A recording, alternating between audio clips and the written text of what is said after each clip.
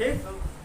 अब देखा जाए शून्य, जैसे एक्स स्क्वायर सॉरी मान लो एक्स प्लस 8 बराबर है 12।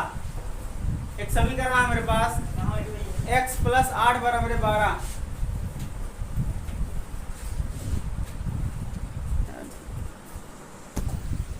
एक समीकरण दिया है x प्लस 8 बराबर है 8 उधर इसके साथ मुझे माइनस है x बराबर है 12 माइनस 8 तो x बराबर है कितना आएगी 4।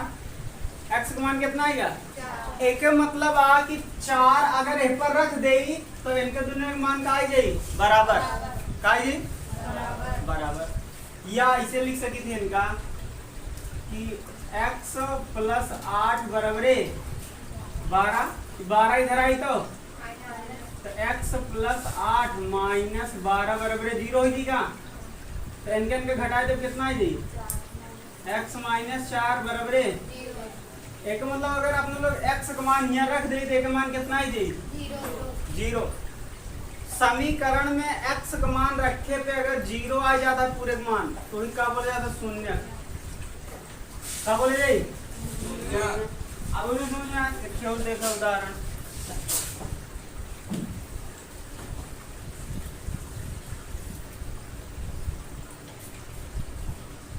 देखा एक आई बार 15 प्लस 8 एक्स इधर एक्स स्क्वायर बराबर 0। एक समीकरण दिया है। अब देखा शून्य क्या कहा यक्स का ऐसा कुछ मान रख दिया कि इनका हल करने के बाद उत्तर कितना आ जाए 0। क्या उत्तर आ जाए 0।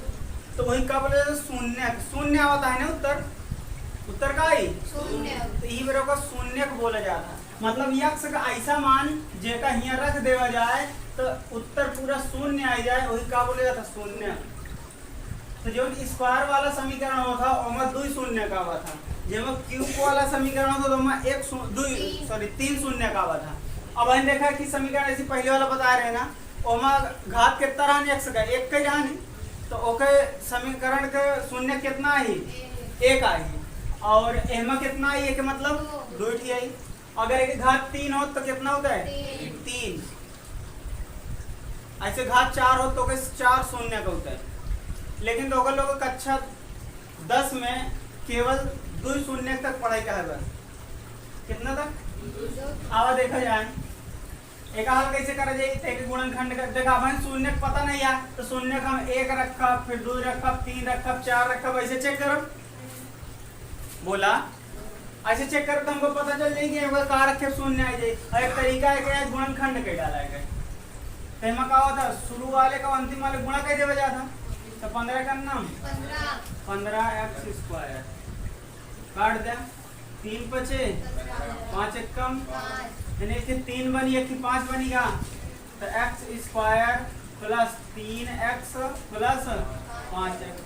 सोचो तो x कहाँ से है स्क्वायर वाला एक x एमा चला गया एक खेमा आएगा ठीक है तो 3x प्लस 5x प्लस 15 बराबर है इनका कॉमन ले जा तो एमस कॉमन x हो जाएगा तो बची कितना x प्लस 3 और एमा 5 कॉमन ले ली कितना बची x प्लस 3 बराबर 0।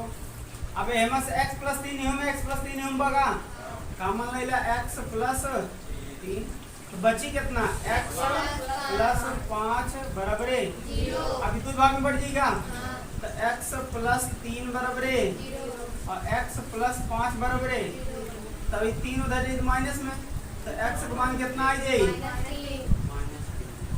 अब यहाँ 5 उधर जाए माइनस में जाएगा x बराबर माइनस मतलब x का शून्य कितना है 2 कई शून्य का है एक शून्य काटे -3 और एक शून्य काटे -5 कितना शून्य 2 शून्य।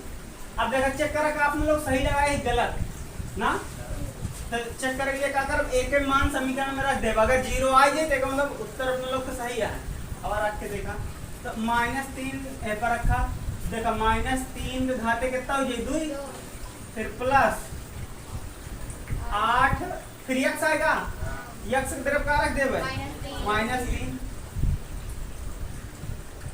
फिर प्लस 15 आएगा, प्लस 3 तिरिका प्लस माइनस 8 तिरिक प्लस 1 का घटाव कितना आई जाई 15 -15 प्लस 15 घटा दे कितना आएगा 1 का मतलब ये अपन लोग का उत्तर सही है। -3 8 शून्य, देखा शून्य आ जाता है ना -3 रख के। अब चेक करा का ये वाला शून्य काटे और रख के देखो यह है -5 के घाते 2 ना, फिर प्लस 8 गुणे एक्स के देर का रखा -5 प्लस 15 बराबर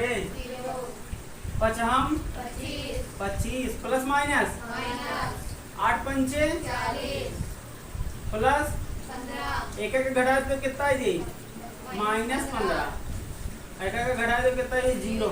देखा इहु को मान रखे पे 0 आएगा, इहु को मान रखे पे 0 आएगा। दुई गिनती ऐसी आज एक मान रखे पे समीकरण का उत्तर देता है 0। तो एमक शून्य कितना होगा 2। कहते भैया और एक को न बन पाई नहीं, और एक शून्य न बन पाई, केवल और केवल 2 ही बनी बस। दुनिया में इतनी गिनतियां है, अनंत गिनतियां है, चाहे जो गिनती पर अगर 0 कबो ना आई, केवल नहीं 2 जन 0 आई बस। बोला तो शून्य निकाले जाएंगे, कैसे निकाला जाता का करे गुणनखंड कह देवे और शून्य तो निकल गई। दूसरा वाला गुणनखंड देगा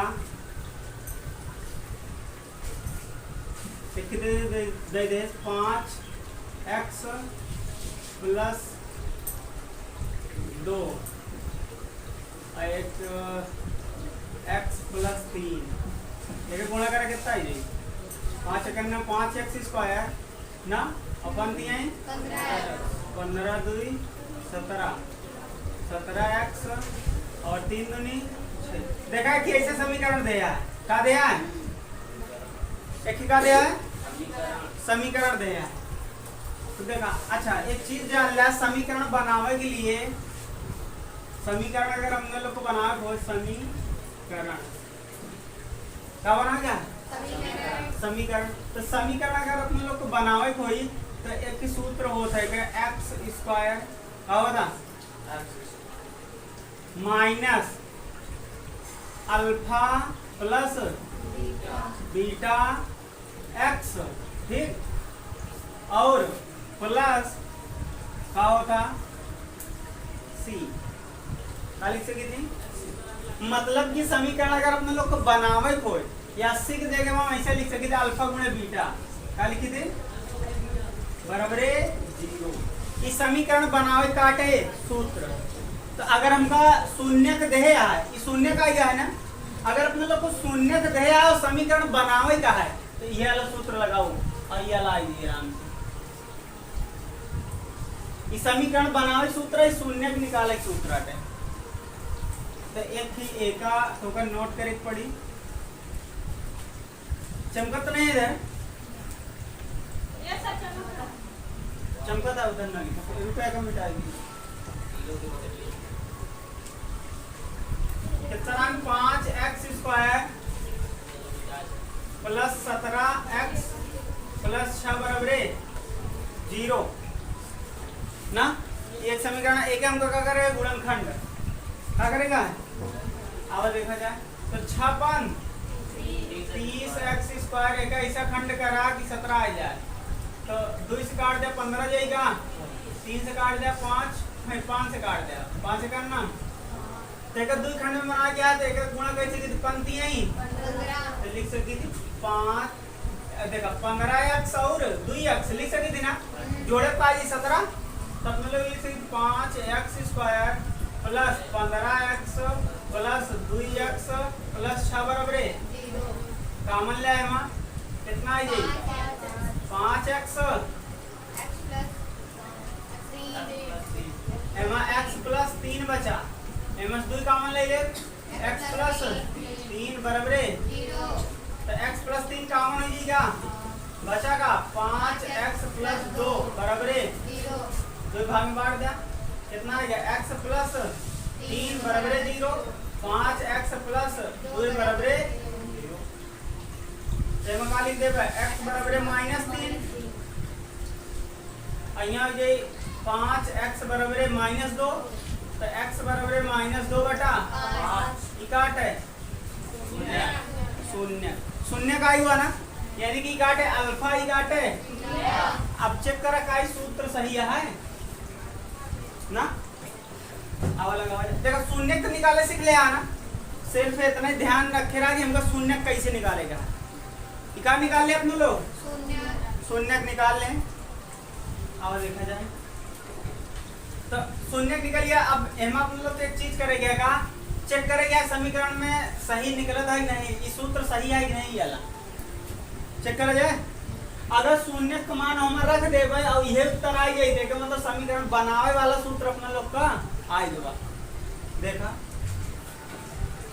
तो हियन पे कितना है x square minus alpha, alpha का मान कितना -3 ना, प्लस बीटा का मान -2 बटा 5 x प्लस अल्फा का मान -3 गुणे -2 बटे 5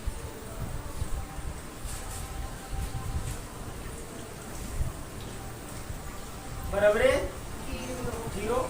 देखा लीजिए x स्क्वायर माइनस पंक्तियां ही -15 -2 बटा x 3 दूनी -6 बटा 5 बराबर तो x स्क्वायर -17 हो जाएगा -17 बटा 5x प्लस प्लस माइनस 6 बटा 5 बराबर 0। देखा एक बटा एक मान ले का और सब क्लास ले कितना है जी 5 1 पंचे 5 का नाम 5x स्क्वायर माइनस माइनस कितना है जी 5 का नाम 17 का नाम x ना माइनस 5 का नाम 5 6 का नाम बराबर 0। कितना है जी 5x देखिए 5 उधर 0 बन जाएगा तो 5x square plus 17x minus 6 बराबर कितना होता है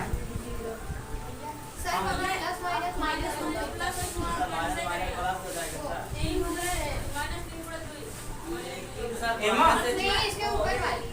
एमा तो माइनस माइनस प्लस ये वाली ये जी सबसे ऊपर वाला सबसे ऊपर इसके बगल ये -3 गुणे -2 बटे 5 सर बदल जाएगा सर कौन वाला अल्फा इनटू बीटा वाला अच्छा एमा हाँ एमा माइनस माइनस का हो जाई प्लस हो जाई तो प्लस लिखा जाए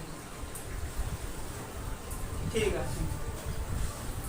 देखा उत्तर मिलेगा का एमा से जब समीकरण अपन लोग निकाल रहे वो फिर आएगा एक मतलब ये वाला सूत्र का है सही है अपने लोग ऐसे समीकरण का कैसे की थी बना सकी एक नोट कर लिया था।